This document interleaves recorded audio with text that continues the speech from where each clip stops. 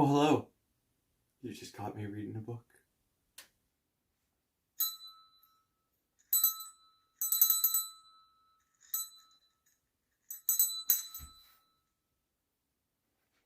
It's perfect. Alright, so this is part 2 of our Gotta Have Seeds for 2022. If you missed part 1, we'll put it in a link in the description below to have a look at. But yeah, I hope you guys enjoy. Going along with the last category of squash and having some winter squash, we've got a bunch of carrots and beets and turnips that we're going to make sure that we plant. I think that it's probably going to be better to grow these in the fall once we pull a bunch of things out. If we could start these in August, I think we'd have some good harvests before December. And then maybe even overwinter them. So we're going to do a better job this year of planning. So the carrots and the beets in particular, I mean, we might try some at the beginning of the summer, but I think they're a much better fall crop up here. And then we're going to try to grow some more turnips. Turnips are nice in salad, I want to talk about. As I mentioned in our last video, broccoli was one of those things that we tried this year that we've decided that we really love to grow. So I have a bunch more broccoli. We also have Brussels sprouts. I'm going to try to grow some Brussels sprouts. Again, though, that's more of a late summer planting so that you can carry over into the fall and then you have Brussels sprouts for Christmas. So we'll try some of the broccoli. I did pick some broccoli seeds that are supposed to be okay in the summer and not bolt. But we've also found that there's one of the beds that's behind where most of the trellis is, gets a lot of shade. So that's a really good bed for lettuces and things like broccoli that would do better in that kind of environment. It gets a lot of light, but it doesn't go to seed so fast. Okay, I was wrong. We now have 3 more, but you could actually group them together into one. Because all 3 of these seeds are kind of wishful thinking seeds. I have got all these heritage bean seeds. They are beautiful. They have all different shapes and things on them. They are storing beans, drying beans. So you grow them on poles, pole beans, you let them dry out, and then you store the beans to eat in the winter. Again, more of a winter harvest type of thing. We've never done this before, don't know how it's going to go. So the pole beans are one of our experiments this year. The second area of experimentation is tomatoes. So somehow I managed to buy 5 kinds of tomatoes. Most of them are kind of more oh no, I didn't buy this one, it was a free gift. Put that over here. I only got 4. So yellow ones, black ones, white ones, and then a speckled one that's also a paste tomato. Most of these are smaller, earlier tomatoes because our harvest window is so short. But with 4, I should be able to grow 2 plants of each one, and we can kind of experiment and see how they do. So this is experiment number 2, seed-wise. And experiment number 3,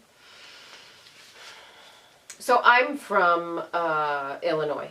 And my parents are from Southern Illinois. And the thing that people in Southern Illinois grow is melons. Cantaloupe, watermelon. They are the most delicious, juiciest, wonderful fruits in the summer. And I keep laboring under this delusion that I'm going to be able to grow something like that here in the Pacific Northwest. And so in order... This year was a dismal failure. I did grow a plant from seed, and it did produce a fruit, and that was in October. So it didn't grow, and it wasn't very good. Anyway, to up my chances, I've got these. I'm going to try to grow some melons, and we'll see what happens. I've selected these. I've got a sweet granite, French Charente, a sugar baby watermelon. This is a pumpkin, it'll grow. Minnesota midget melon, and then a tip top melon. So supposedly these are all really short season melons. They're supposed to be really delicious, blah, blah, blah. So this is my go round. If I can't make them grow this year, I might, try again the year after next. But then if it doesn't work this year, I think I'm going to have to give up on melons. But I'm hopeful that with these short season melons, under the right growing conditions, I might be able to create a space for them where we can actually enjoy sweet, delicious melons.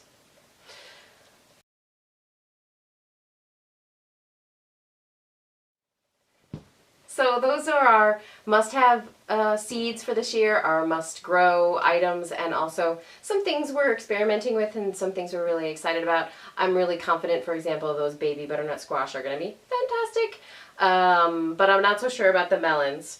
One thing we are going to do this year is really make an effort to save the seeds of the things that work really well. We have lots of stuff here, but I'd love to be able to start saving our own seeds.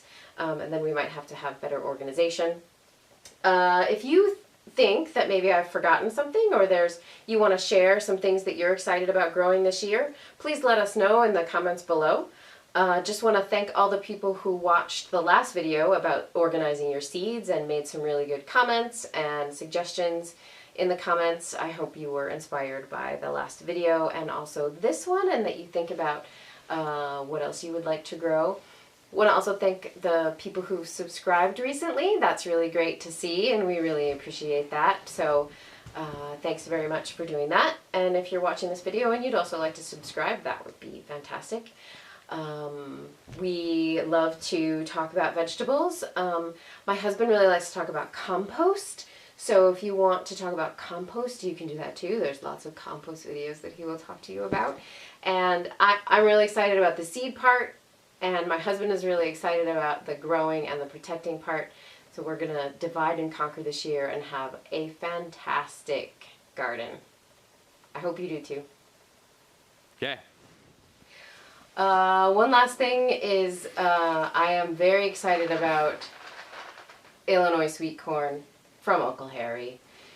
He sent us, I'm pretty sure this is legal. I mean, he has all the paperwork and everything, so I'm sure it's fine.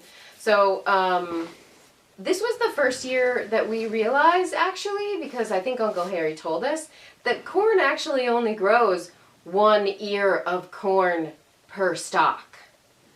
For some reason, I thought there would be more. So when we got 1 ear of corn per stalk this year, we were like, oh, we didn't do a very good job. But apparently we did. And so this year, with our Illinois sweet corn, I hope that we get 1 good ear per stalk, and we're going to try to grow enough that we get 2 dinners out of them.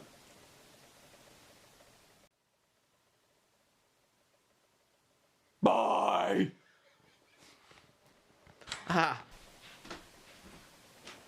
Just wanted to show you why I'm so excited about the pole beans that we're growing this year.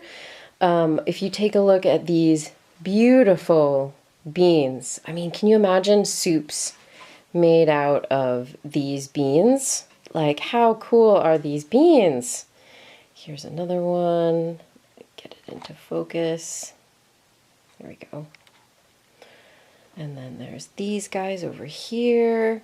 These are called Annie Jackson, Good Mother Stollard, the Hidasca Shield Figure Beans.